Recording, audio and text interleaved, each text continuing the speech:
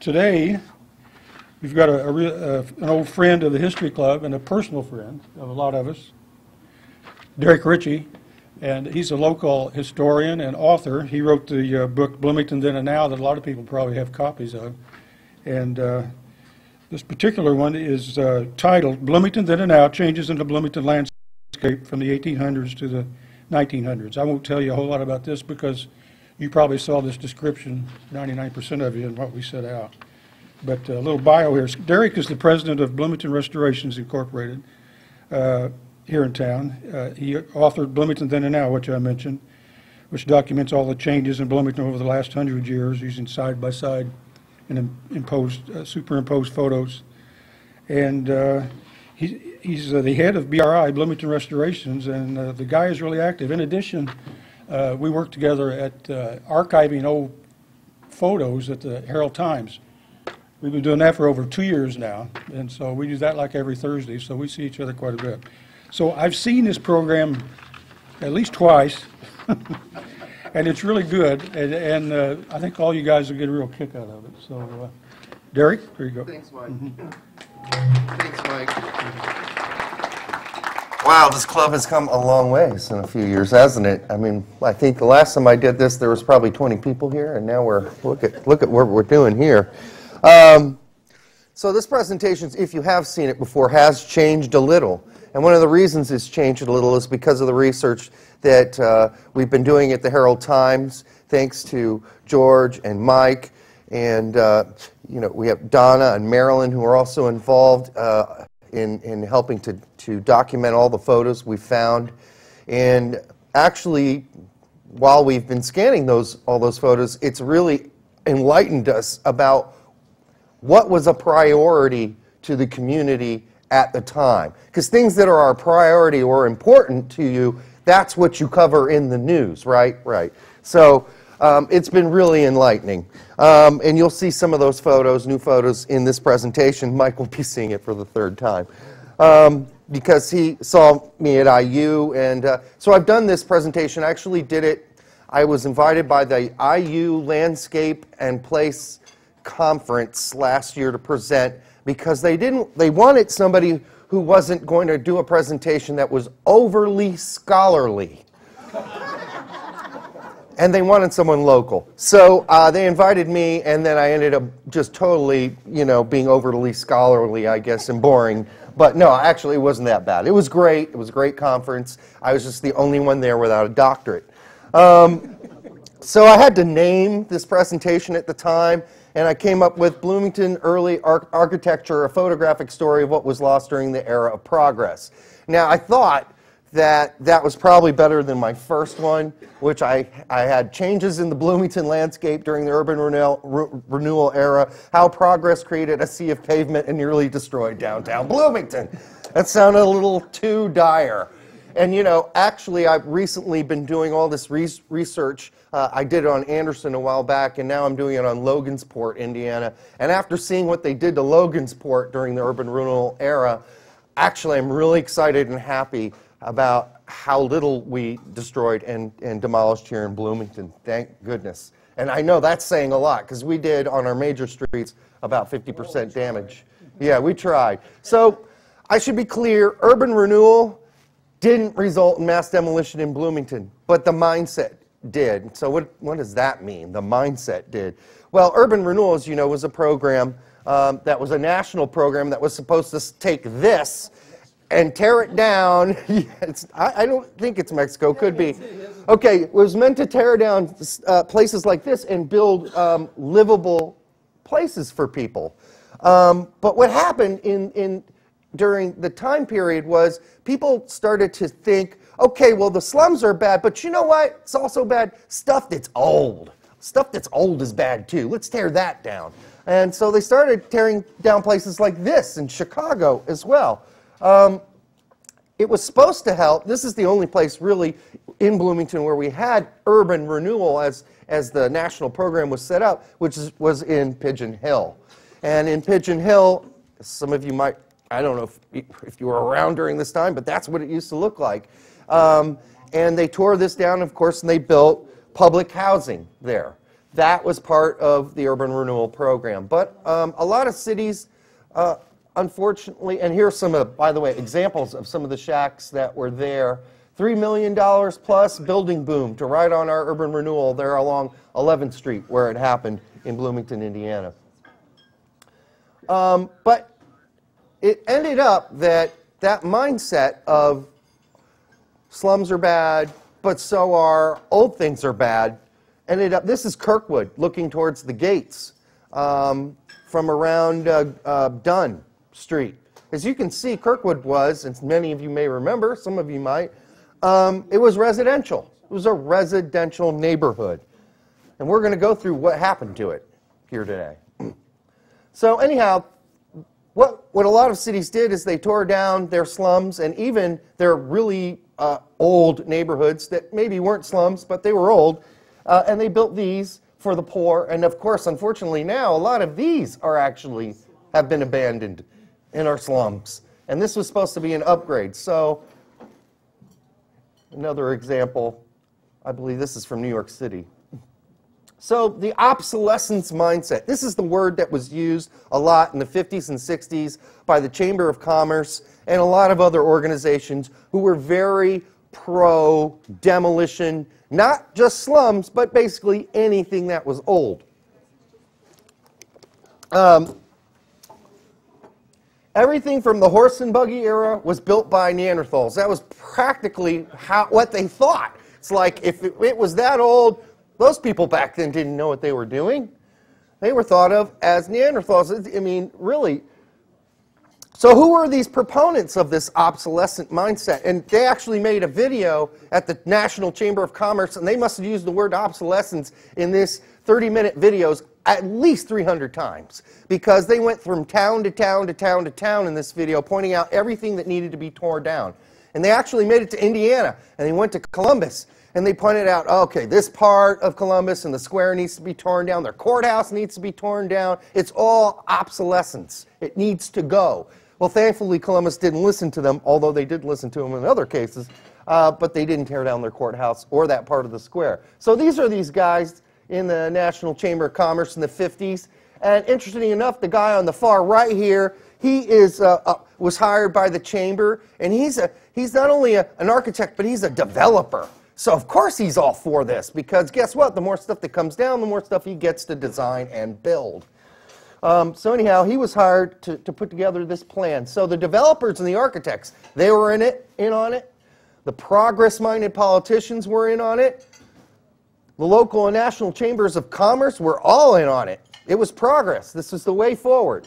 The National Civic League, and we actually did such a good job of tearing things down in Bloomington, building parking lots, which gave you bonus points to win the All-American City Award, which we won in the 50s. The general public, they were on board too. I mean, everybody was kind of, I mean, it wasn't, you know, this thing where the public was fighting against, oh, don't tear down our buildings. No, they were thinking, you know what, this is progress. You know, let's get some central plumbing in these houses, or just tear them down, they're old. And the newspapers and news media, as Mike and I, and Donna and Marilyn, and George to some extent as well, have all figured out, the papers were in on it too. They wanted this stuff to happen. They wanted things to come down and be demolished just as much as anybody else, because as we've been going through the papers from the 50s and the 60s and all their myriad hundreds and hundreds of negatives looking for photos of old houses that were torn down, we can't find very many of them, because they were too busy taking photos of the parking lots that were built afterwards and the ribbon-cutting ceremonies for parking lots. I'm not even joking.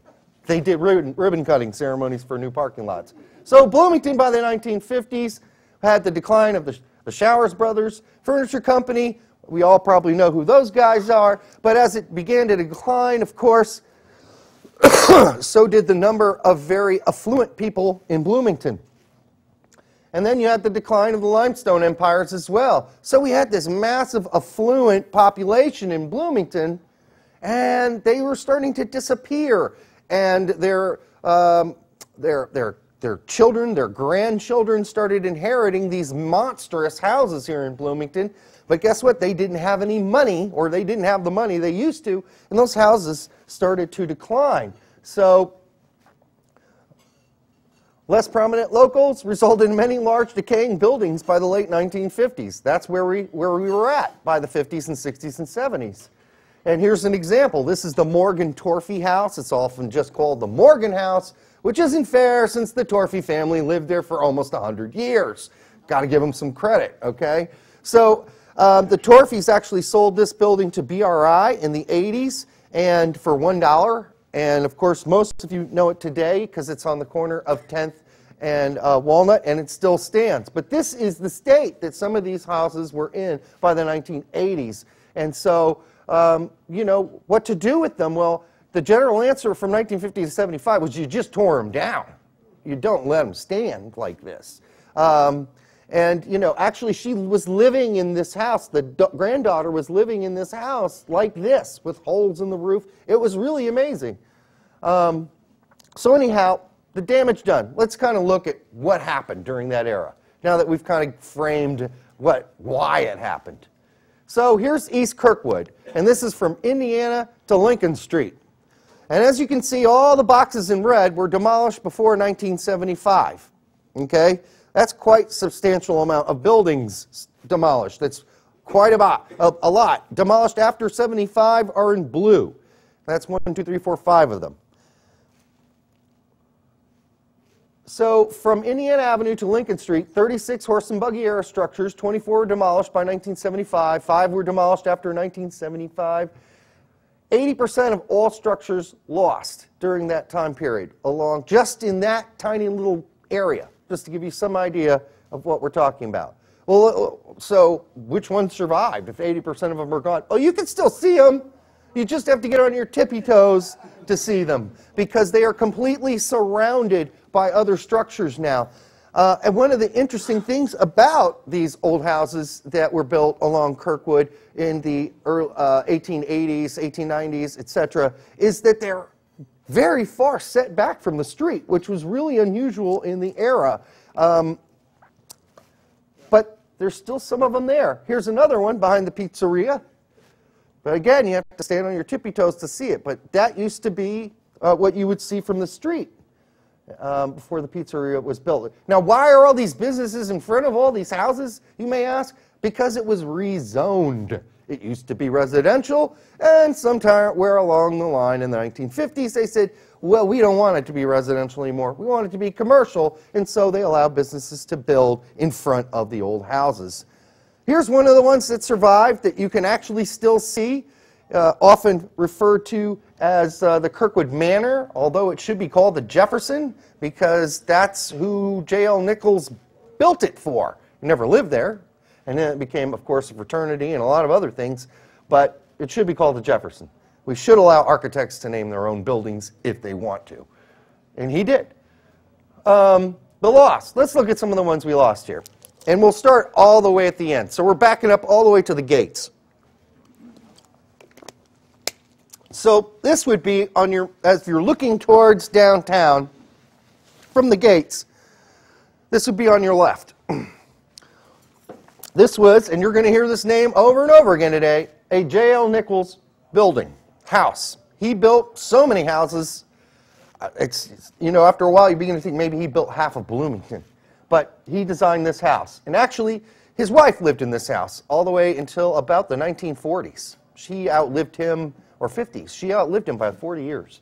But anyhow, they tore that down, and today that's where this is. And before that, of course, it was a men's clothing store, and then it was Spaceport.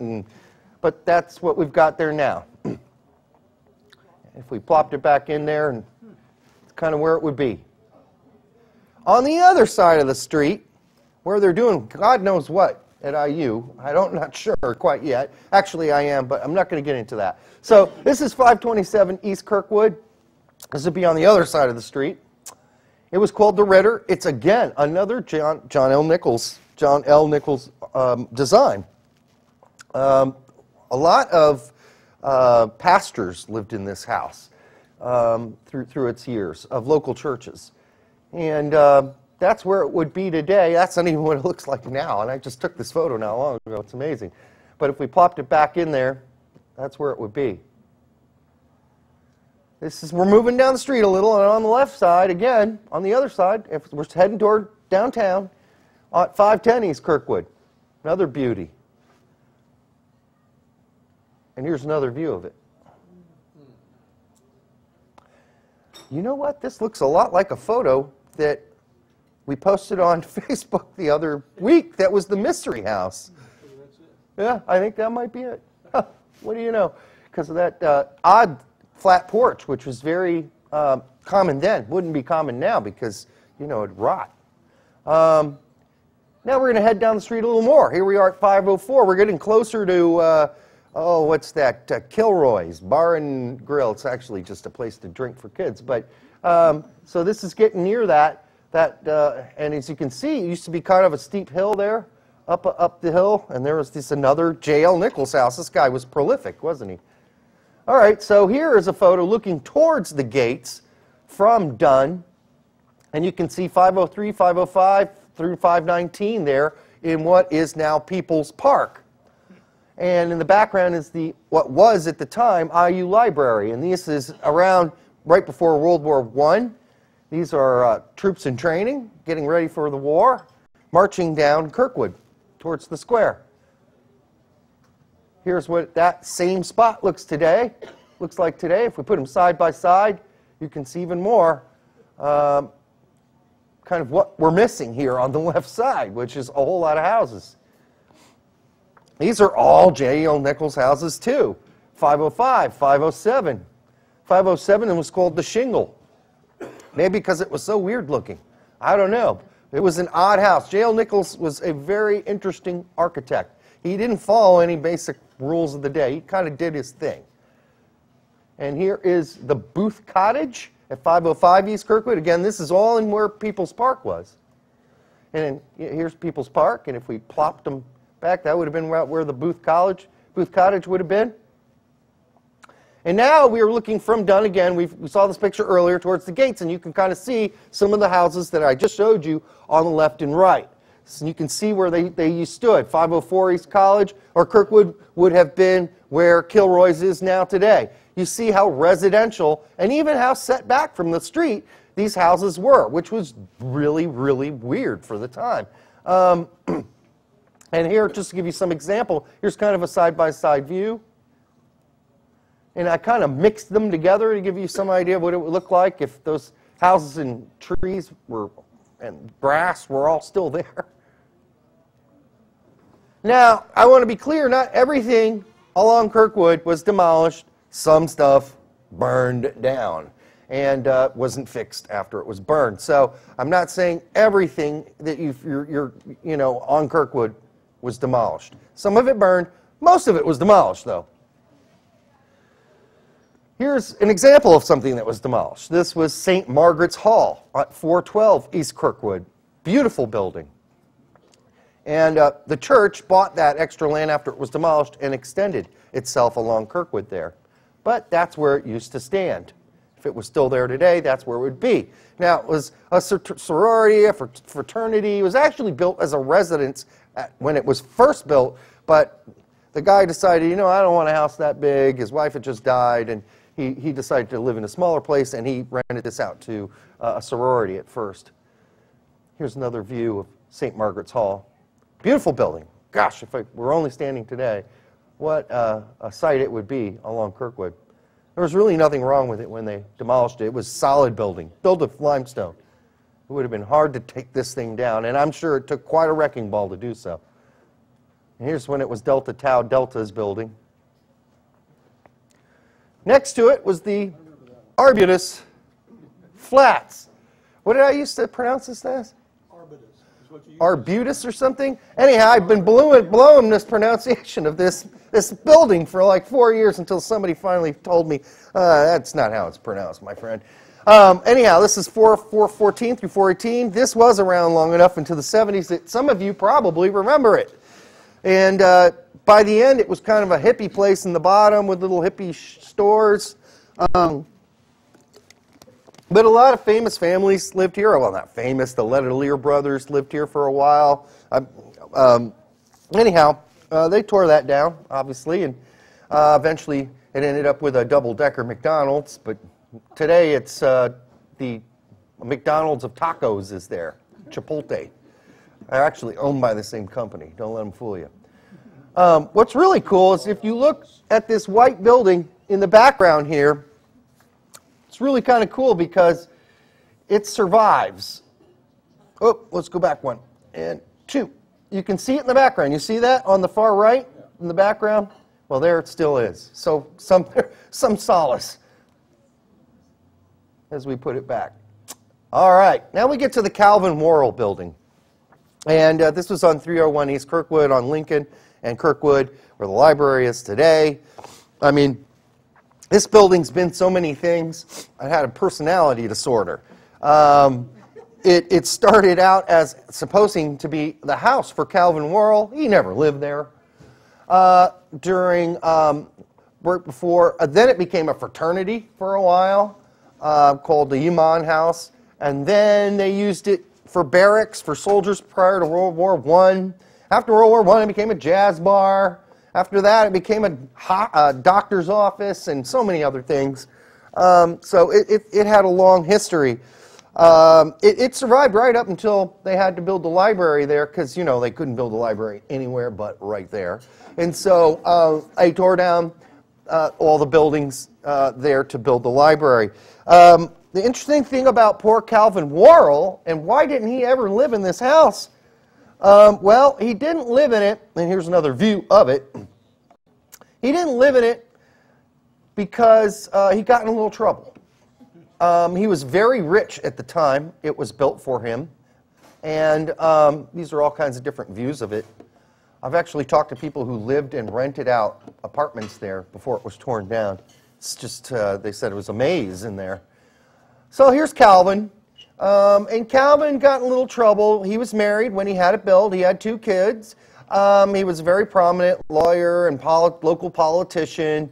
But he had a secretary, and her name was Corinne Loschel. And he fell in love with Corinne. And I'm not sure if Corinne fell in love with him, but she certainly decided to run away with him to Indianapolis, which they did, and then he divorced his wife, who actually lived out the rest of her years here in Bloomington along South College. Calvin Worrell's wife did. But Calvin ran off with Corinne and then married her not long after. The problem was, the difference was that Calvin was in his late 50s, early 60s, and Corinne was just about 18 years old. So that wasn't going to work for very long, although Calvin didn't know it. In fact, he moved to Indianapolis, and then she liked the nightlife. So she liked to go out with people her own age and go to the theater, and et cetera, et cetera. And he wanted her to stay home and, you know, do homely house things, and she just wasn't into that. And so she would come home very late in the evenings, and he thought, well, how do I solve this problem? Well, I got it. I'm going to move to the Southwest, to a small town where there is nothing to do, and all she can do is sit in the house all day and do her wifely duties. And so he took her out southwest, and there were several towns they lived in at the time. The problem is, Corinne kept leaving. So he'd go to work, and he'd come home from work, and she'd be gone. Bags packed, everything, all her clothes all gone. And he would hire these detectives to track her down. So he tracked her down, and this happened town after town. They kept moving. He said, okay, we'll move to a little bit bigger town. And then finally, he tracked her down after the 3rd or 4th time to San Francisco, and he just realized, you know, this isn't going to work. I've really made a horrible mistake, and I'm going to let you go. There was a big case about it, and it went to court, and the divorce did, and it was in all the papers in California and San Francisco, from the San Francisco Times, I believe, and all where he's saying, you know, I was just a stupid, dumb old man. I should have known this wasn't going to work. It's not her fault. Don't blame her.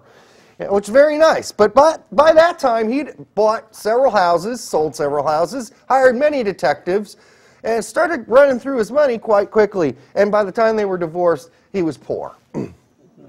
And he was so important, by the way, just to give you some example of how important Calvin Worrell was in Bloomington. He was one of the signatories of the very first, one of the first 1892 Sanborn maps. You had to be a very important person to put your signature on this, basically saying to the all insurance companies in the future, this is an official document, I am signing it. So there is his signature. Whatever happened to Calvin? Well, the problem with Calvin is he ran out of money, as I said, and then he moved to Oregon, where unfortunately he set up a kidnapping idea of a local very prominent family's daughters. He did so. He was arrested afterwards. He spent most of the rest of his life in jail, and he got out of jail just in time to die in Los Angeles at the age of 80-something. I don't know what happened to Corinne. Can't find any information about her whatsoever. All right, so across the street, Edwin Corr didn't have quite as exciting of a life as Mr. Calvin Worrell, but he also built a big, big mansion on the other side of the street. He was a lawyer as well. Nichols built it for him. This is 222 East Kirkwood. Most of you would recognize it as this today, unfortunately. And if we plopped it back in there, it fits in quite nicely, actually. This house managed to survive for a long time. Mike and I have ran into photos of it along Kirkwood from the 60s. It's still standing. It still looks fabulous. It looks great. There was no reason for this thing to come down except for parking lot. Need I say more? Parking lot. Yes? His son was Skip Corr.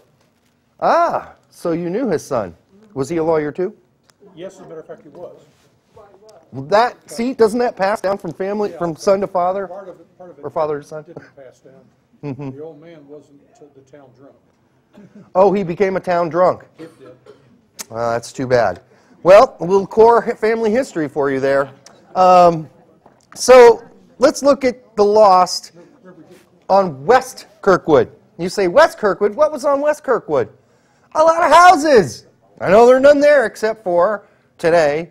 We still know the big one, which is the Batman house that people call, what's the antique store, right? What do they call that now? The Garret. Thank you. It shouldn't be called the Garret. Just because they bought it in the 70s or 80s and live there now doesn't mean it should be called the Garret. It should be called the Batman house. It was built by the Batmans. The Batmans lived there for years. Let's call it what it is. Anyhow, so it's the Batman house. The Waldron house is gone. The Duncan house is gone. The Wineland house is gone. The Blair house is gone. The Moose Lodge, the Moose Hall Club house there is still there, thankfully. And most of you would recognize it today. But 7 of the 10 structures were also demolished between 1950 and 79. Let's look at them. Let's see what they are. Here is the William Blair house. Now, this house stands where Frame Makers parking lot is today. It survived well into the 70s. William Blair married John Waldron's daughter. Of course, I already mentioned the Waldrons here on the bottom right. The deal is, if you married a Waldron daughter, you got a free house. But it had to be right across the street from John Waldron himself. Because the Batman, Ira Batman married a Waldron daughter too, and he got a free house, but it had to be right next door. So you can see, the Blairs married a Waldron daughter, got a free house across the street. Batman married a Waldron daughter, got a house across the street. Keep an eye on those guys. Make sure they're doing what they're supposed to. So this is the Blair house, and it would have been across the street. Again, it was built for the Blair, William Blair and his wife, who was a Waldron, Mary Waldron. And that's where it would have been today. We can plop it in there. There it is. If it was still there. And just to give you some idea of how large this monstrous house was, look at how tiny they are next to this. Yes, people were smaller then, but that is really, you know, that's a large, large building. Unfortunately, and in the background, you can actually see the surviving Moose Clubhouse, which serves as some sort of recovery house today for, I believe, battered women, but I'm not sure about that. So later on, this is what happened to it. What happened to it was the Fraternal Order of the Eagles. Now, because the Eagles used it, at least it stood, or, you know, it was still there. I'll give them credit for keeping it standing. But the weird things they did to it seemed like almost a sort of odd molestation or something. There's all these weird additions to it, these cubes, and the porch was closed in, and I believe that's probably a bathroom there on the top right. I don't know. Anyhow, this is what it looked like right before it was torn down. I'm sure by then it smelled of old cigars and cigarettes and probably beer and whiskey, but at least it was still standing. This is 321 West Kirkwood. This is the Waldron Mansion. Why do I have to give you this blurry photo of it? Because this is all there is. No one took a photo of the biggest house, one of the biggest houses in Bloomington. At least they did, and I've never found one. And I've been looking because I'm kind of obsessive about this for a long time. So you can see it in the background here. That's how obsessive I am. Look, it's in the background. Yes. So these are actually the Waldron children sitting on the Batman House steps, a.k.a. the garret. And it's just this, I'm just excited that I could find a photo of this house because it's so rare. Here is John Waldron, and he and his wife moved here from Missouri. They opened in the mid-1800s the Waldron Tannery, which was probably an early inspiration for zoning in Bloomington, because the Waldron, I don't know if you know what a tannery is, but in order to make leather, you have to put the skins into huge vats of urine. And his tannery was right next door to his house in his neighborhood, and I'm sure his neighbors must have loved him. But that's how he became very rich, is making the leather in the tannery. And of course, what people would do in those days, if you were poor especially, you would have everyone in the family pee into a pot, and then you would take it to the tannery, and he would give you a nickel, and you would pour your urine in and then you would get money for basically giving the tannery your urine. If you didn't even have a pot, then you were... Yes. Okay. That's right. That's where that saying came from. Yes. All right, so that's John Waldron. He didn't always look that old. He was once a young man. Here we are looking towards the square again from around Rogers. And you see 414, 320. That's the Blair House at 320. Again, I was just so excited. Someone sent me this. She said in her email, this is probably nothing, but here's a photo my grandma took, 80, 90 years ago. And I thought, are you kidding me? This is very important. That's 320. That's the Waldron House in the background that I can barely see. But because I could see it, I said, wow, this is exciting. This is one of the best photos I have of the Waldron House. But it was a huge, huge house. Here in the background, you can see it again.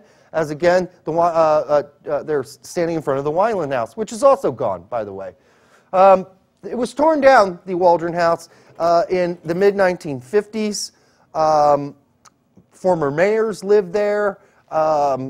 It just became too big for the last person who lived there to live in by themselves. And the property was sold by the Dunn family eventually to developers. And as you know, it became a grocery store and eventually Mace's. And that's where that spot is. Here's the Duncan Mansion at the end of the street as we head towards Waldron. Now, the Blairs, of course, and the Batmans and the Waldrons and the Dunn family had this great connection along the street. They used to have all these parties and get-togethers, and they never invited the Duncans. They always left them out, which I found really sad. But none of the old photos of the family have the Duncans in it. But the Duncan family was very prominent. Duncan himself was a politician, a congressman, and a judge. Eventually here in Bloomington for many, many years. There was actually still an award given here locally to judges, like the best judge or whatever here locally, and it's called the Duncan Award. Anyhow, that's what it looks like today. They tore it down to build that bank. That's a fire station there, too. Yeah. And there, if I put it back in, it's an Italianate, sort of Victorian, sort of mixed house, but beautiful house. Here's the Wineland House. Gentleman who bought this house, won't go into names here, when he bought it said, oh, no, I plan on fixing that thing up. Never did. One morning, everyone woke up and it was gone. They bulldozed it overnight in the 70s. The porch is still standing. The porch is still standing. All right, I didn't know that, but it certainly is not standing on this, because that's what he built there in... It's 748 Morton Street. Okay. Well, it's good to know they used some part of the porch. This is what they built instead to replace a beautiful brick house, what I call the Hobbit house, because it is so short. Shaquille O'Neal would have to duck to get in that thing. It is so small. And it has this weird mansard half roof. It looks like a head of hair almost, doesn't it? It's so weird. Why would anyone build something like this? All right, so the loss. Let's look at Block 13. And, you know, I know this is all really depressing, but after researching Logansport, I don't feel that bad about Bloomington at all anymore. I really don't. Or Andersonville for that, or Anderson for that matter. So anyhow, George knows a lot about this neighborhood because as a kid he used to forage through it and play Cowboys and Indians and stuff, right? Yeah. So this is Block 13 where the post office was. And it was a neighborhood. You're starting to notice a theme here. All the local neighborhoods downtown are being eradicated one by one. And this was another one. They had to build that post office right there. Couldn't have been anywhere else in Bloomington. Had to be there, and it had to be that big of a lot. So in order to get that lot, the federal government take the lot. And they actually forced these families to leave their houses. Some of them were already 80 years old, these houses. So this is in the 1950s. You can only imagine how old some of these houses would be now. And some of them had been family-owned for ages. The Davis House, the Malott House, the Orchard House, all still had Malotts and orchards in them. And they were built 50, 60, 70 years before. Anyhow, they all had to concede eventually, and they all moved out. Yeah. Let me tell you my story about this regarding that. The Clay House was actually burned to the ground by the city of Bloomington as practice for the fire department. You'll find that. Oh, so they used it for practice. They used it for practice. So if you didn't hear, they used the Clay House at the bottom since they knew it was coming down anyhow for fire practice for the fire department. The summer of 1957, that whole block was condemned. Mm-hmm.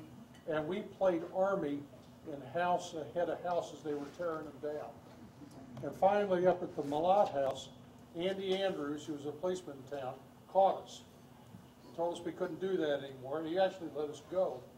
But inside the wall, as you went up the stair with it, somebody had scrawled on the wall, curses to the Bloomington post office. Yeah. And I guess they finally got their way. You know, actually, George, I actually tell that story. You tell it better than I do when I present it when you're not here, because I want to leave that opportunity for you. But you did a great job. The Malott House, as George mentioned, was also the former home of the mayor of Bloomington. So these weren't just, you know, your average schleps or anything. These were important people, the Orchards and the Malotts. And they still couldn't stop the federal government from tearing these things down. They were basically ordered to leave, and they did leave. And here's an aerial view of the neighborhood. You can kind of get a better view of some of the houses. And Mike and I were hoping, at least I certainly was, that we could find photos of these houses before they were torn down to build the post office, since it was the 50s, and that's about when we started our documenting of Bloomington. We couldn't find anything. They just didn't document anything. It's as if the neighborhood never existed to the Herald Times. They did take some photos, but they were on accident, and I'll get to that in a minute. Here you can see some of those houses. You can almost imagine the Washington House. Looks like a brick house. No one can be completely sure at this point. Obviously, the Ripley's a Victorian. So some real winners. Here's 215. Here's the Malott House itself on the corner. And actually, it would be here. Well, that's not even up to date anymore because that post office is gone, obviously. So yeah, that post office was so necessary and so important that it barely lasted for 40 years. So we tore down 80-year-old houses to build it. Oh, here we go, back one. So if that's where the Malott House would be, if it was still there today. And we said Claude Malott was the mayor of Bloomington for some time. He actually became very ill with a disease, and actually ended up committing suicide. Many people don't talk about that because they never published that in the paper. Anyhow, so here's that accidental picture I'm talking about of the Malott House that the Herald Times took in the 1950s right before it was demolished. The reason they took this photo for the paper was to celebrate the new parking lot. On the bottom of the screen that you're seeing, they accidentally took a photo of the Malott House in the process, which is why we thankfully have this. And just behind the Malott House is the very front of the Orchard Mansion. So yeah, eventually they did that to the post office. That was not worth it. That post office was just not worth it for what we lost. South College Avenue from Prominent Neighborhood to, so here we're going to South College. Yes, sir. I thought the church, the Methodist church owned that property, the post office. So they've been swapping and borrowing that land several times throughout its history. They do own it again now that the post office is not. What's that? How did they come to own it?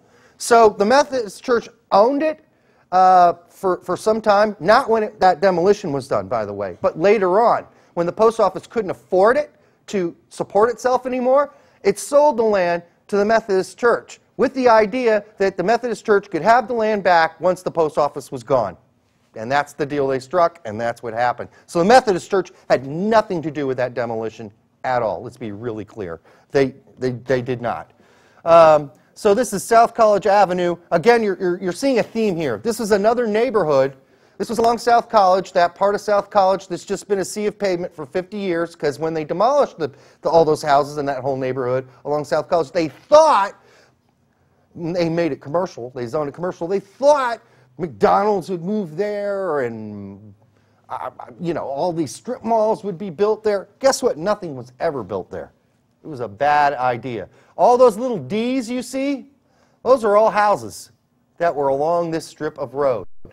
There are 3 houses left along this strip. One of them is the Democratic headquarters, and the other 2 are the Adams Brothers houses at the very end of the road as you hit the T, where where it used to T at the high school.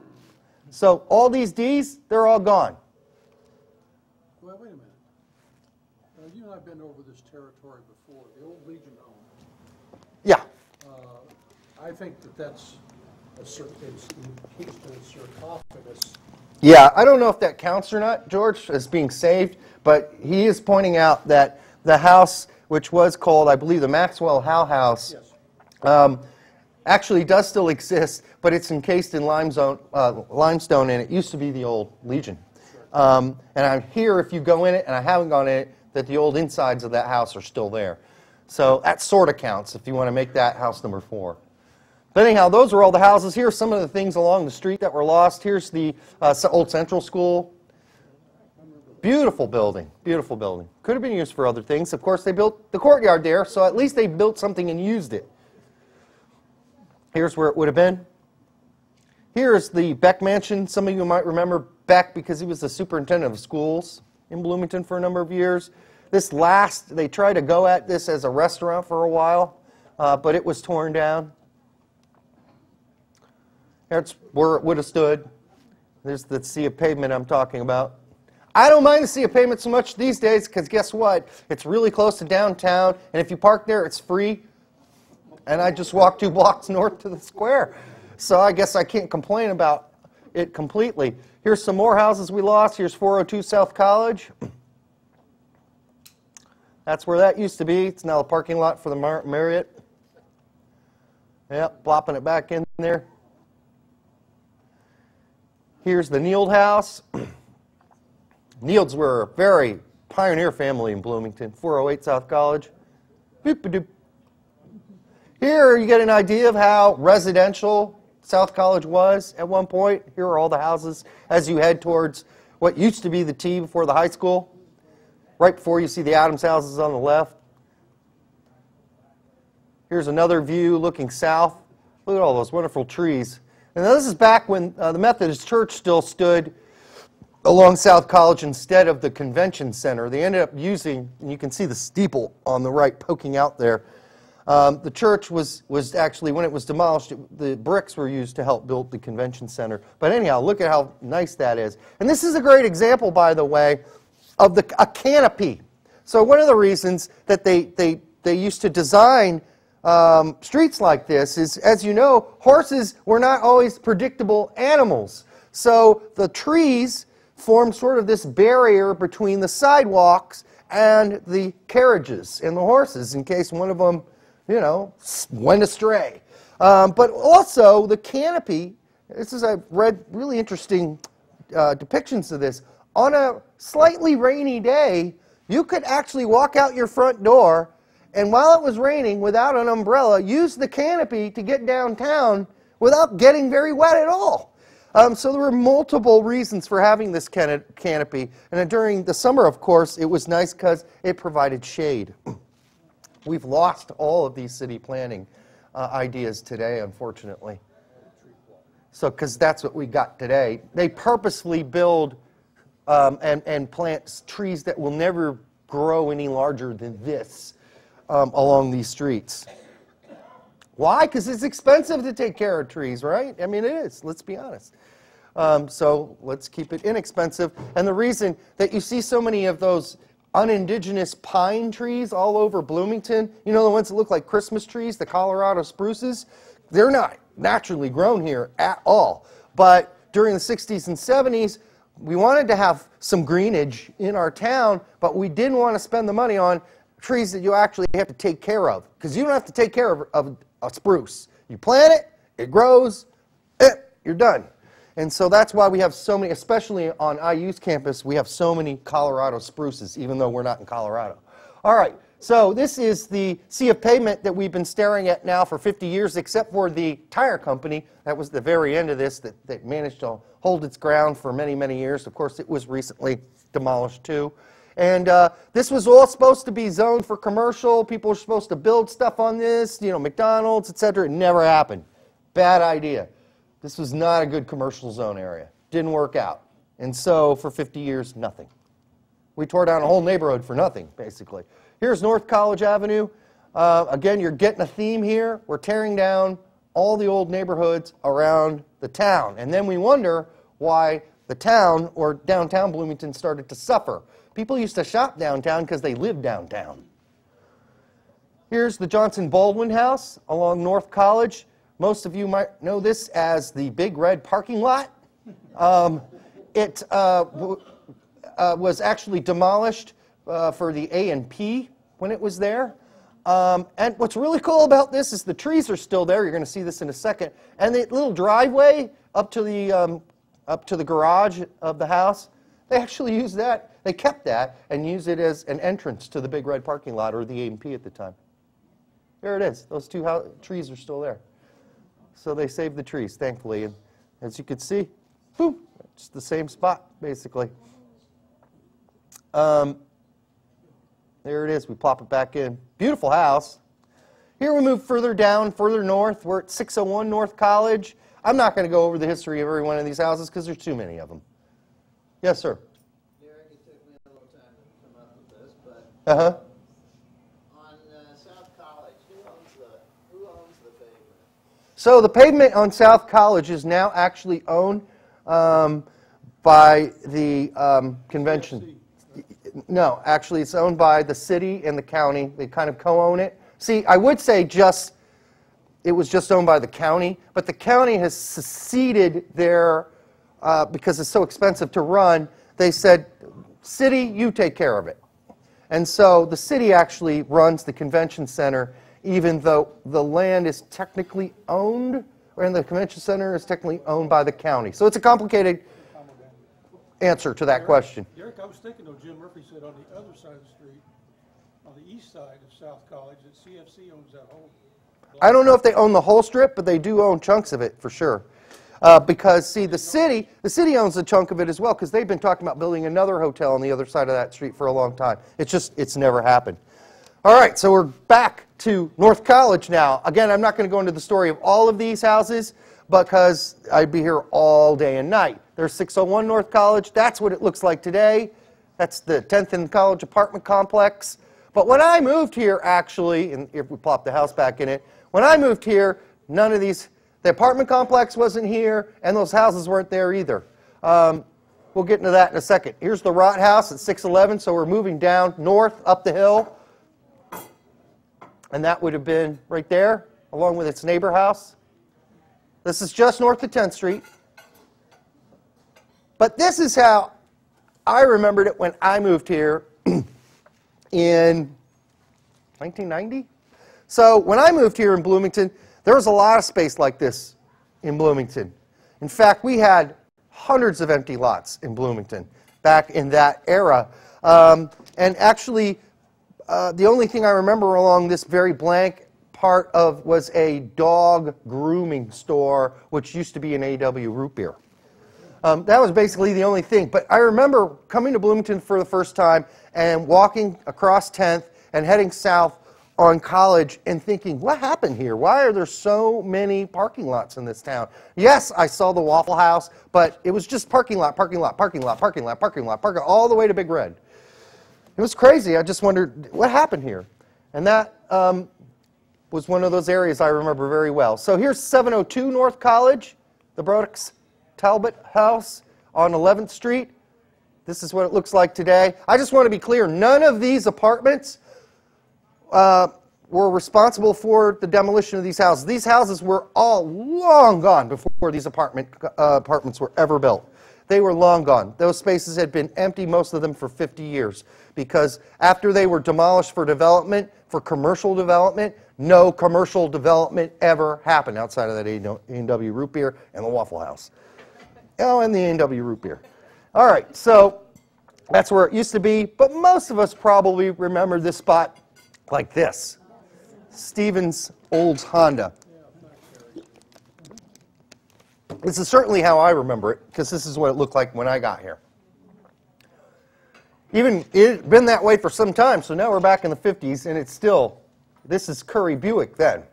What's really cool about this photo, even though the HT didn't know it, they were taking a photo of a car company, sales company. In the back right, they accidentally took a photo of the Morton Hunter Mansion in the very back right there on 11th Street where it tees with Walnut. And thank God they kept making these accidents, or else we would have no photos of these old houses. In fact, when I was doing my original book, which I recommend all of you buy if you haven't, when I was doing my original book, I called the Herald Times and said, I need a photo of the Morton Hunter Mansion. They said, well, you don't have any. I said, you don't have any? They said, no, we don't have any. You're going to have to call Indianapolis. They're the ones who did the stories on the Morton Hunter Mansion. And I said, oh, okay. And I called the Star, and they gladly scanned one and sent one to me. And they also sent me the stories that went along with them. And I was really curious. I said, so, you know, why did the Indy Star cover this and not the HT? The HT almost didn't cover this at all. They didn't cover the story of the demolition of it at all. The Indy Star did was because Morton Hunter was a famous Civil War general, a hero, and a congressman, and almost was governor of Indiana, except for but a stroke. And so they covered it, and they were basically urging Bloomington to save the building. We didn't. It was torn down in '74. We'll get to that more in a second. This is the Hershey. Yes, that Hershey family on 706 North College. They eventually moved away and ended up in Pennsylvania. But this was their, this is where they were. This is one of my favorites because it's such a freaky, weird house, and Mike and I managed to figure out where this was. It took us a while to figure it out, but we did. This is the Davis Bowman house, and it was near the railroad overpass there as you head towards 10th Street, or excuse me, 13th Street. This is 815 North College. Again, a Nichols building, Nichols and Son Architects in this case. And that's where it would have been, right there in that, boop. Really odd house, isn't it? But that's, again, that's Nichols. He just went for it. The Lost. Other notable demolitions around town. If you're not depressed yet, let's do a few more. This was the old National Hotel. It was across the street from what is now called the Buzzkirk Chumley Theater. And, of course, it was demolished to build a parking lot for the Working Men's Bank. But that's what it used to be when it had a porch. Of course, it lost its porch. But if you were alive in the 1880s, 1890s, early 1900s, this was the spot to be if you were anybody. This is where all the big timers got together and talked about politics and maybe had a beer when no one was looking. And I say when no one's looking because that was frowned upon back then. All right, so that's where what we're looking at today, a big blank space for parking. If we plopped it back in there, that's not the best job I've ever done, but let's try another one. Here it is in the very far back left without the porch. It's still existing. It's still alive here in the 50s. There's a big IU celebration, and the HT is taking a photo of the celebration, and they accidentally take a photo of the old National Hotel. Thank goodness for accidents.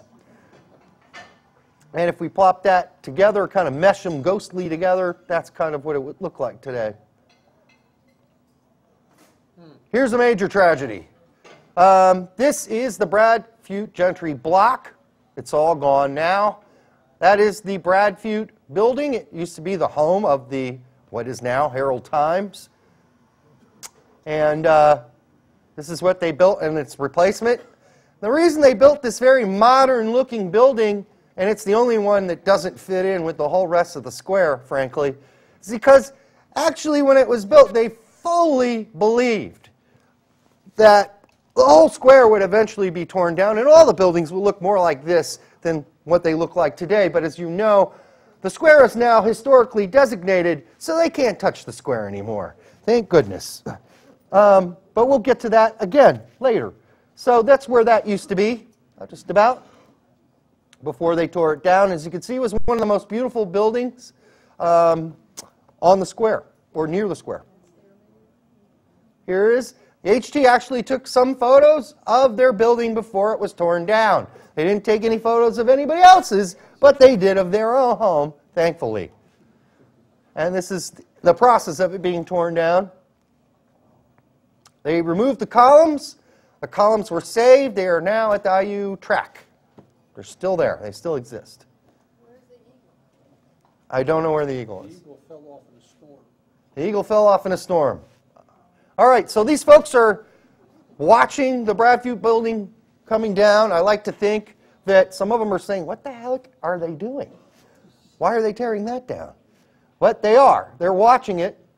And ironically, in the same roll of film as we were scanning, pops this, the Bloomington All-American City.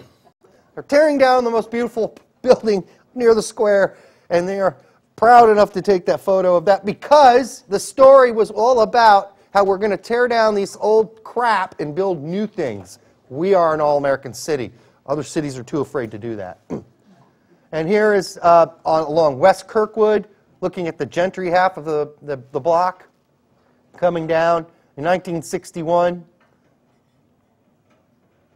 Here's another sad story, and this is even sadder because this building managed to survive until the 80s. This is was one of, for a very long time, the oldest building downtown. It was the Bullenbacher House. The Bullenbachers were Bloomington pioneers. They owned the Bullenbacher Spoke Factory. So starting back in the late 1880s, if you had a horse and you had a carriage and you needed spokes for your tires, this was the guy you went to. So this house lasted for years and years and years along this stretch of road until we needed, guess what? That parking garage. So we tore it down in the 80s to build that parking garage. Not sure it was worth it, but that, I guess, will be known in town. Here's another look at it. We see the Bullenbacher House behind the Hi-Hat Grill. Some of you might remember the Hi-Hat Grill. Yep.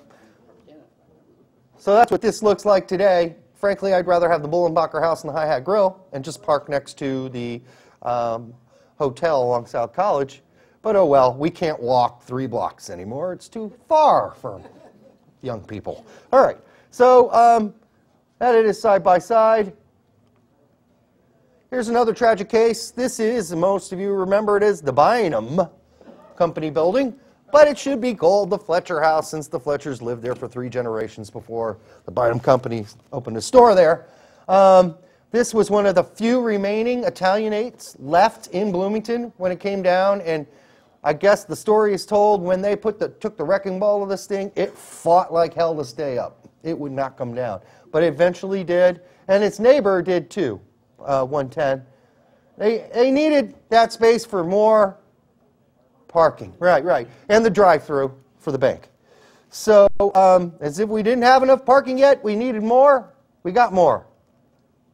If we pop those back in, you can actually see the lines in the older photo line up perfectly with the bank on the left. Here is that Morton Hunter mansion. This is the photo from the Indy Star that they sent me. 644 North Walnut. And this house is the house that started it all. This is the house that got enough people PO'd and angry that the preservation movement started. With the Cooks, Bill and Gail, this is the last for them. After this, they could take no more. This is after this building came down, Bloomington Restorations was founded to stop this kind of thing from ever happening before.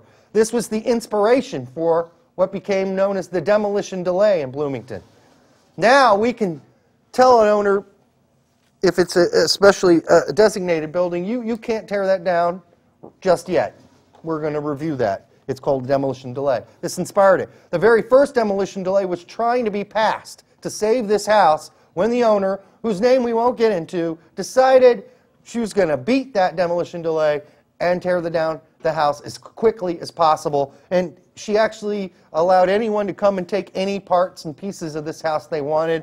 In fact, the columns still exist on a house on the very west side of town, northwest side of town. I can't remember the name of the road anymore, but the columns exist. That's not even what this place looks like anymore. This was the high point. So they demolished that beautiful house and they built this really ugly strip mall of business offices. And those were so ugly nobody wanted to be in them, that they couldn't sell enough of them, that they ended up having to tear these down and sell the land. And now they're building something new there now. So this was the Morton Hunter mansion. This is Morton Hunter himself, almost governor of Indiana. Here's an aerial view of 11th and Walnut, and we can see he used to have this nice sidewalk coming out the back of his house. It looks like a little circle back there. Maybe it was even a fountain. I don't know. We'll never know. It's all gone. And this, I talked about Bill and Gail Cook being inspired by this. So was Rosemary Miller. Rosemary Miller was, if you knew her, just an inspiration. She started the preservation movement. She was the president of Bloomington Restorations Incorporated.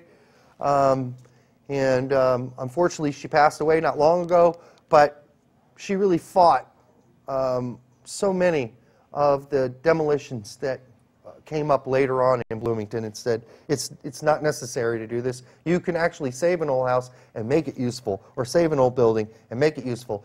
And why do I say that? Because we actually wanted to tear down a lot of other things that we didn't get to do. So this is the good news part of it, right? There is some good news. We can smile because we nearly lost the courthouse, but we didn't, right? We didn't. We saved it. And in fact, this went on every decade from the 50s on. We were talking about tearing down our courthouse and building a parking lot there. There are a number of towns that have done that. And let me tell you what, you don't want to live in those towns. You go to their downtown where they have torn down their courthouse and any parts of their squares, Logansport, Anderson, you don't want to live in those towns. They are ghost towns now. We managed to hold on to our square and our courthouse, and we revived it. It went through some rough days, like every city did in the 70s. But we held on to our square, and we've revived it, and now that's why people like living in Bloomington.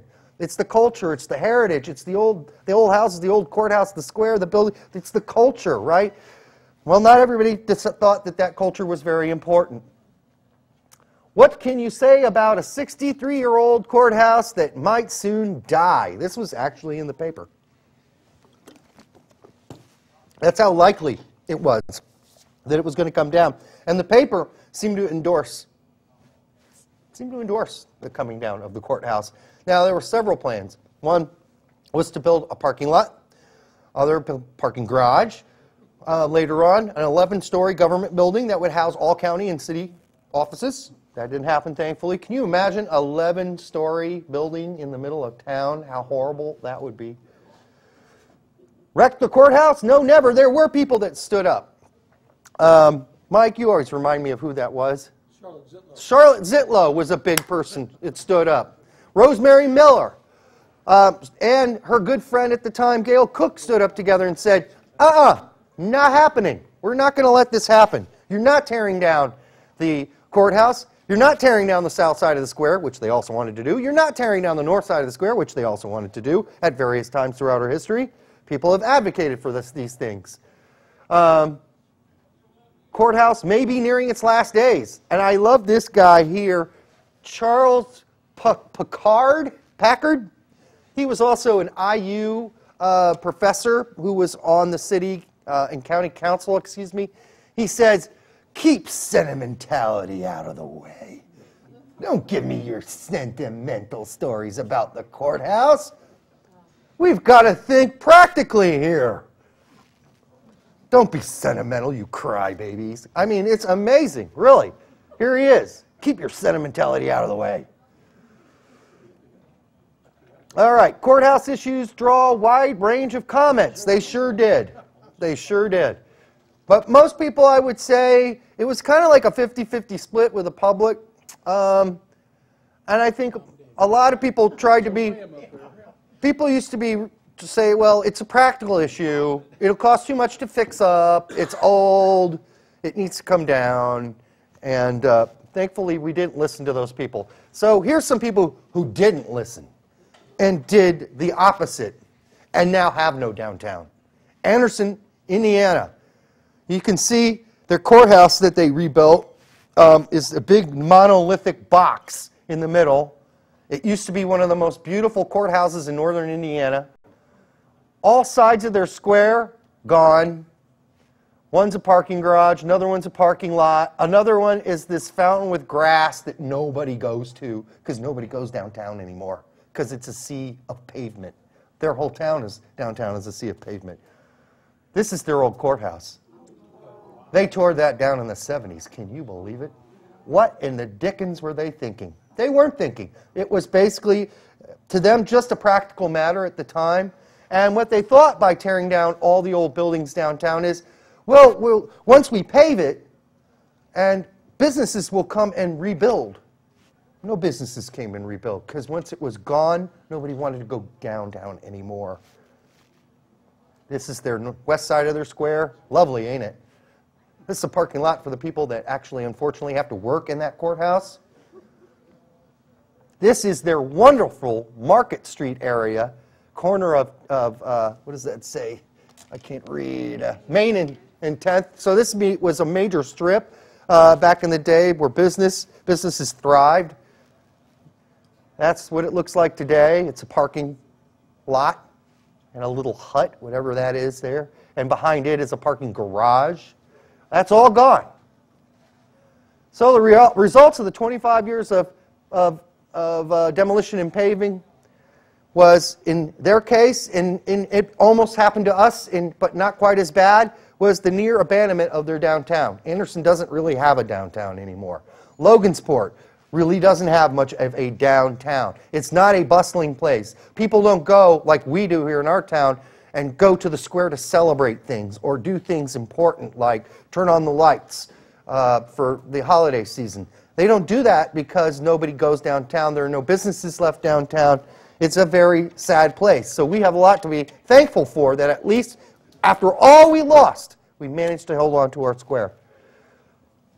So what happened is we tore down, however, all of the neighborhoods around the square. I just showed you them all.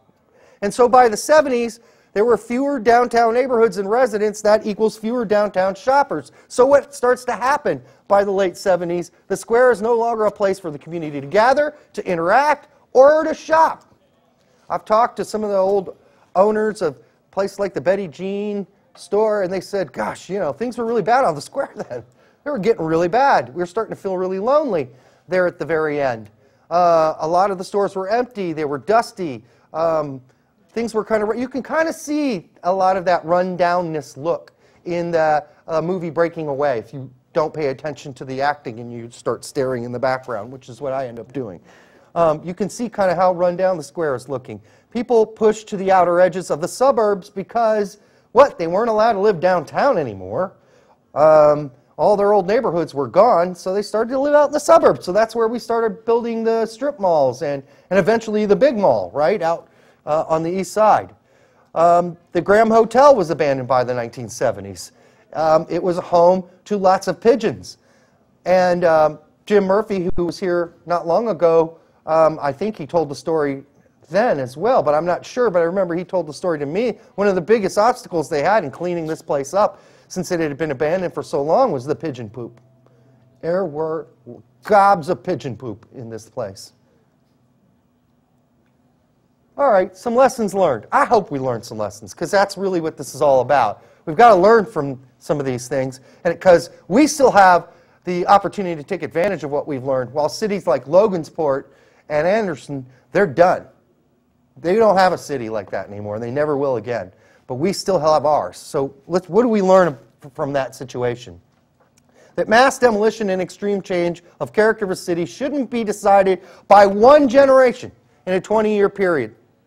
Basically, that generation, after World War II, took everything we knew about city planning, and they curled up into a big ball, and they threw it into the flames, into the fireplace. And it wasn't until the following generation, your generation, that we decided to stop it and say, you know what, there's something beneficial to what they were doing back then. They kind of knew what they were doing back then. They are not Neanderthals. They knew what they were doing with city planning. We shouldn't have abandoned it and adopted deep setback and all these other mini-mall ideas. Those weren't things that were worth caring about, mini-malls, etc. And we'll get into that in a second. Change should be thoughtful, measured, respectful of the past and future, balanced, not arrogant, not absolutely self-assured, and rampant. What we did was rampant. Not as bad as Logansport, where they lost 70% of their downtown. But we still were demolishing things very quickly.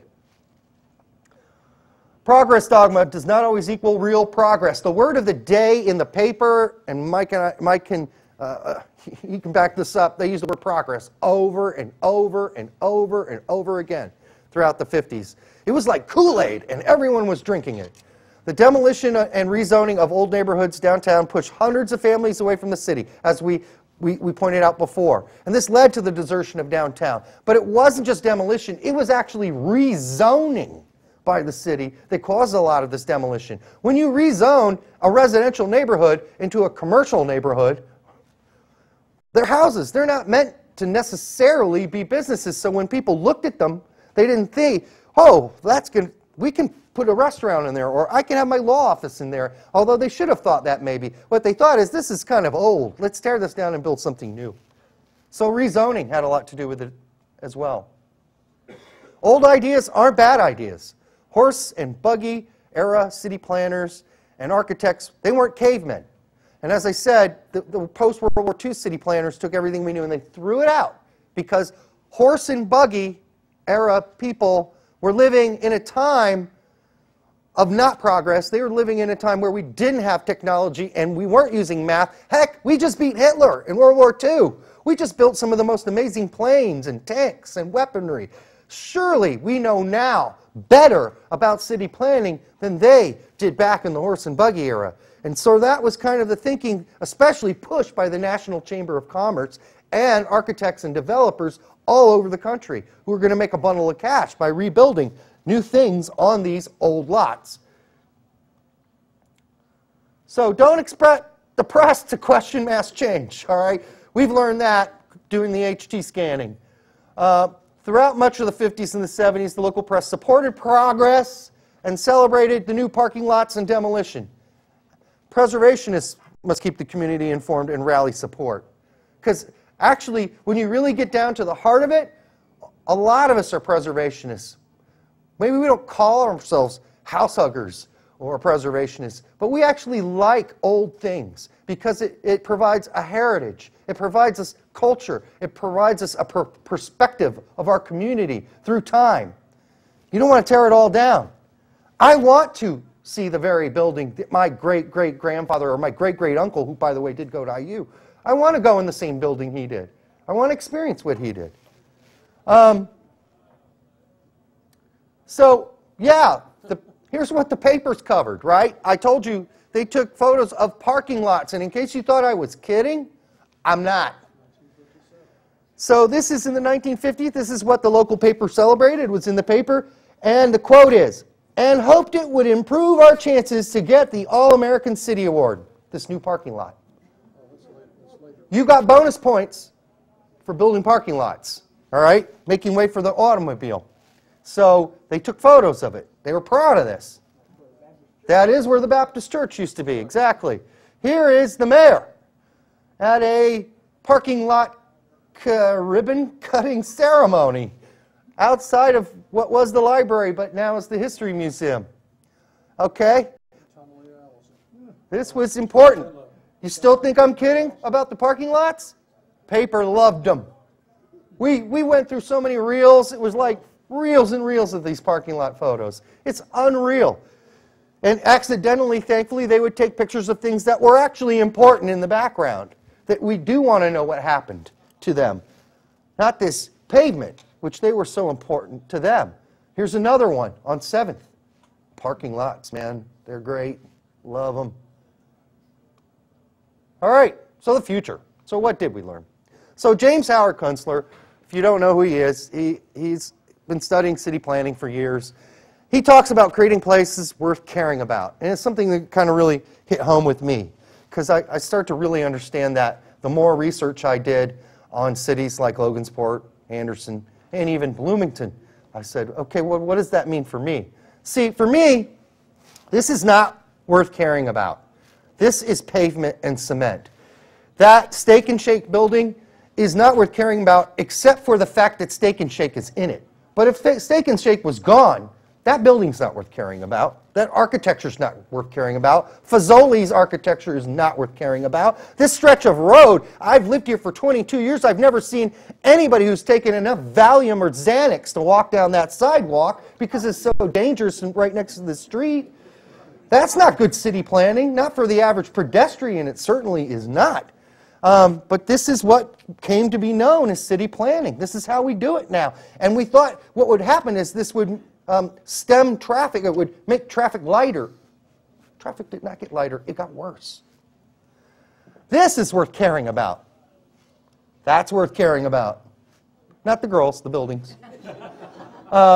This is worth caring about, right? This is our new beeline that takes us all the way through. I love that idea. You can now walk. I can walk downtown. I like the idea of being a railroad better. I know you like the railroad. For obvious reasons, George likes the railroad. This is worth caring about, except for probably the parking garage they're about to build in the background. But other than that, this is it's a great place. This is not worth caring about. Okay? This is new city planning again. This is an example of new city planning. This is the mini strip mall, right? If there weren't businesses inside this strip mall that you wanted to go to for any reason, the building itself is not worth caring about, nor is the area. I don't know what that guy is doing there or what he's up to, but nobody else is, and I probably don't want to know what he's up to. Yeah. New urbanism. So you hear a lot of people bad mouth new urbanism. So it's a city planning concept, right? And we see that our city in some ways has tried to use this new concept as we build all these really big, gigantic, massive buildings all over the place. That's not really new urbanism. It is and it isn't. Like, that is the idea of old city planning. But see, old city planners would have done like what we have on our square. You'll notice that we do have 2- and 3-story buildings on the square, but they're not massive buildings. They're actually built on small lots. That's really kind of pure new urbanism, right? But what we do in our cities, we build these giant apartment complexes, and what we do is we break them up to make them look like they're multiple buildings when they're not multiple buildings. You can't fool me by changing the facade. I know that's one big giant building. That's not what I would call perfect new urbanism. So don't blame new urbanism when you look at what they're building now, because it's not its fault. It's still our fault. We built the crummy buildings. We're the ones that allowed several lots to be used to build the Smallwood disaster, which was supposed to be a hotel, and now it's, of course, just a big party building for kids. All right, so, which means we can follow rules of city planning and still get poorly designed buildings. So we're trying to return back to this old way of doing things, but we're still not quite getting it right. Nora Winter visited 10 years ago in Bloomington to do, for the city of Bloomington, to do an assessment of our city, because we had so many empty lots and empty spaces to build in, and we fully intended to fill them as fast as possible. So he wanted to let us know what he thought we should do, and he came back and assessed 10 years later, last year, of what we did, and he said, as citizens, we should have higher expectations for the designs of our buildings. No kidding. He was right. We should have. The design of new buildings should aspire, he said, to be something worth caring about. There's that term again. We don't have to fill every empty lot downtown in a decade, and certainly not with more apartments. What's the hurry? Amen. I have to say, he was right on. We don't have to be in such a hurry. But the sad story is now, all those empty lots I just talked to you about, all those buildings that were torn down 50 years ago, all those empty spaces, guess what? They're all full. In fact, they're so full that when the county needed a new parking garage, we didn't have any space left downtown for them to put one, except for right behind the jail. That's how full we have filled things up in the last 10 to 15 years. So we might be a little late to say slow down at this point. Sorry, this is sort of the policy part of this presentation. But, you know, it's just, it upsets me sometimes when I talk to, say, a city planner locally who says, well, we took the deal to build the 7-story hotel on Kirkwood across the street from the library because it was the only deal that we got from someone that wasn't for apartments for kids. If that's your only standard for giving someone a permit to build a 7-story building along Kirkwood that is 72 feet over the recommended height, then that's kind of sad. To me, it is, at least. We have to set standards. So, but again, I want to just say we should be happy in the end, because in the end, we're not Anderson. We're not Logansport. We still have a downtown. We still have our courthouse. We still have an opportunity to say what we have that's left. And I want to thank everybody for coming out today to listen to this. I know it's a little longer than last time. And, oh, if anybody wants a book, I've got some up here. All right. Thank you, guys. Appreciate it. Thank you.